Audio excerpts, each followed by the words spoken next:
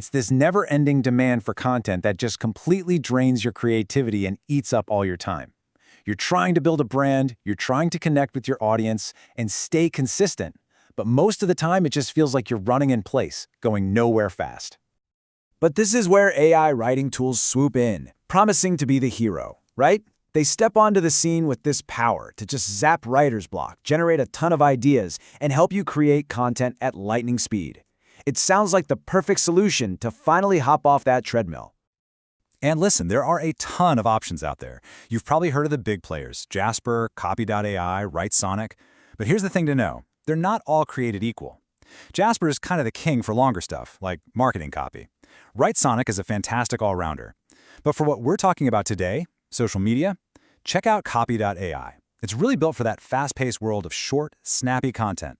The tools are there, but there's always a catch. And here's the catch. Things often go wrong. You give the AI what you think is a perfectly good prompt, you're expecting some kind of masterpiece, and what you get back is monotonous, repetitive, and just plain boring. This is that frustrating reality that so many of us face when we first start. And this slide just perfectly captures that sinking feeling, doesn't it? The promise is this magic wand for creating content. But the reality? You end up feeling like a surgeon trying to transplant a personality into a robot. It's frustrating, it's way more time-consuming than you thought, and it's a far cry from the dream we were all sold. So why does this happen? Well, it really boils down to three big problems. First, AI models are trained on, the entire internet. So their default setting is this bland, generic style that tries to please everyone and ends up pleasing no one. Second, all the time you spend editing that generic output back and forth can often take more time than just writing it yourself from scratch.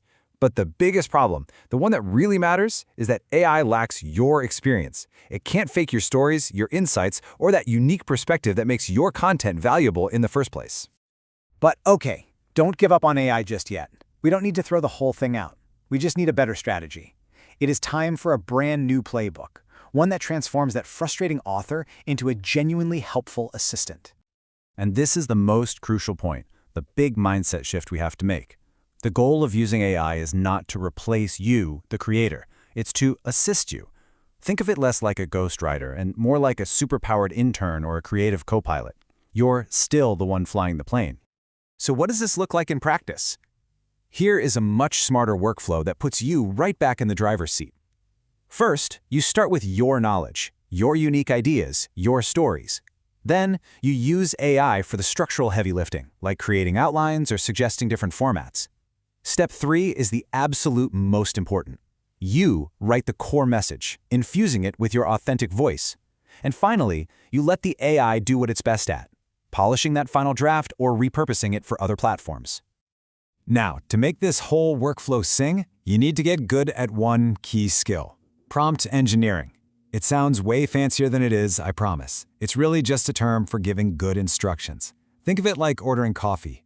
"Gimme coffee" is a weak prompt. But a large oat milk latte with 1 shot of vanilla, that's a strong prompt. The quality of what you get out is 100% tied to the quality of what you put in.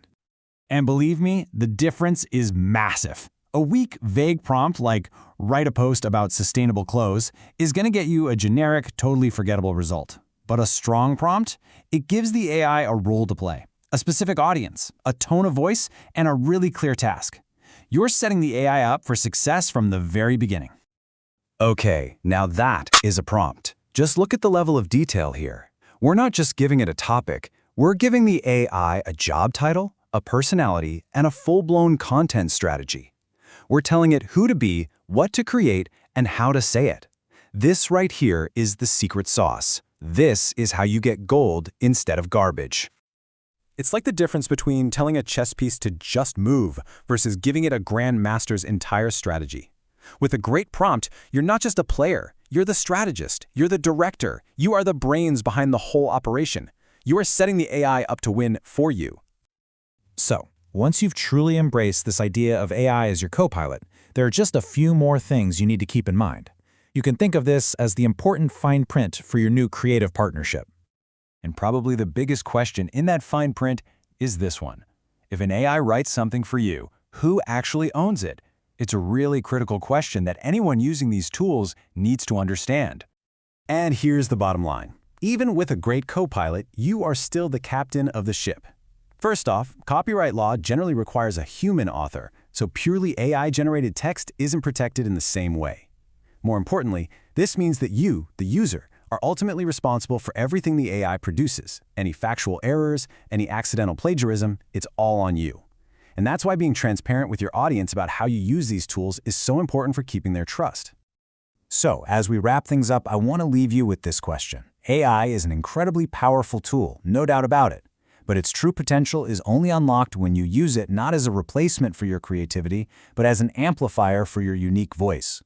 So, how are you going to use this powerful co-pilot to not just create more content, but to build your legacy?